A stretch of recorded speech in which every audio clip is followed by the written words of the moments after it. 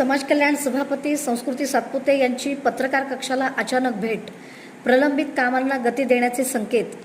सोलापूर जिल्हा परिषद समाज कल्याण सभापती संस्कृती सातपुते यांनी आज जिल्हा परिषद अध्यक्ष दीपक वैद्य यांची भेट घेतल्यानंतर अचानक पत्रकार पक्षाला भेट देत पत्रकारांशी संवाद साधला। यावेळी त्यांनी समाज कल्याण विभागातील विविध प्रलंबित विषयांवर सविस्तर चर्चा केली। आचारसंहितेमुळे रखडलेल्या अनेक योजनांची आणि प्रशासकीय कामांची प्रक्रिया आता जलद गतीने सुरू करण्यात येणार असल्याची माहिती त्यांनी दिली। समाज कल्याण विभागातील नागरिकांशी संबंधित प्रलंबित प्रश्नांना प्राधान्य देत कामकाज अधिक वेगाने पूर्ण करण्यासाठी प्रशासन कटिबद्ध असल्याचेही त्यांनी स्पष्ट केले। त्यांच्या या भूमिकेमुळे समाज कल्याण विभागातील रखडलेल्या कामांना आता गती मिळण्याची अपेक्षा व्यक्त केली जात आहे। समाज कल्याण समितीची सभेमध्ये अनेक विषय घेतले होते, परंतु निवडणूक आचारसंहितेमुळे ते गोष्ट प्रत्यक्षात पारित करताना काही तांत्रिक गोष्टींच्या अडचणी येत होत्या।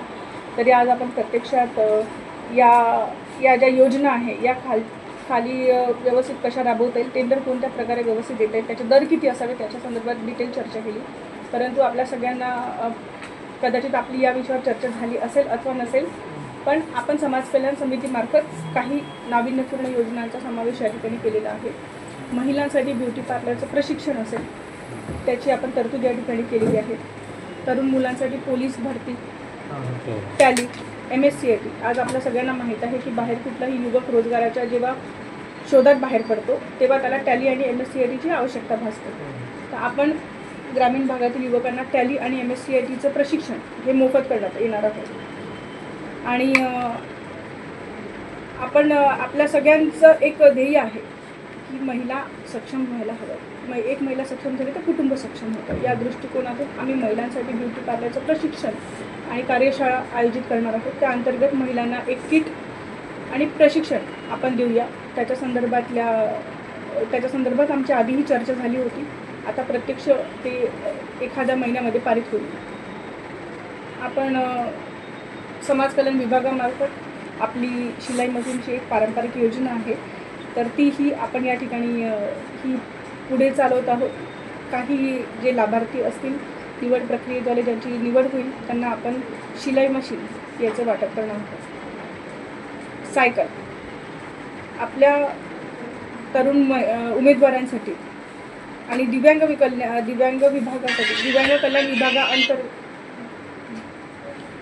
कल्याण विभागाअंतर्गत काही अपंग युवकांना सहाय्य करण्यासाठी आपण ई-बाईक किंवा आणि त्यालाच ई-रिक्षा याची आपण तरतूद केलेली आहे।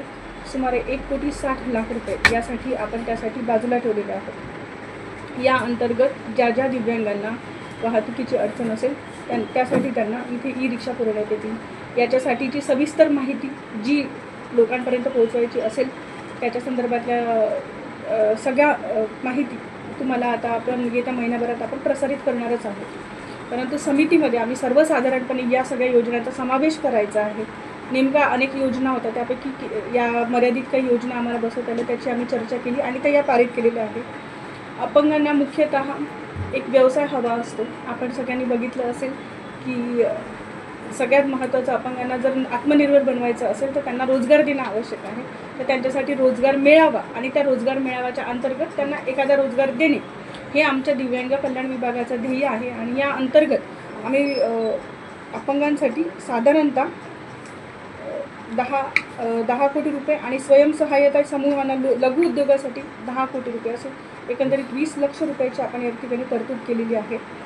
आणि जी अपंगांना अन्न आणि खाद्य वाटप, जीवनावश्यक वस्तूंचा पुरवठा करणारी योजना ही जी पारंपरिक योजना आहे ती यावेळी आपण कंटिन्यू करत आहोत आणि त्यासाठी देखील सुमारे 10 कोटीची आपण तरतूद करण्यात आलेली आहे। 10 लाख रुपयाची तरतूद करण्यात आलेली आहे।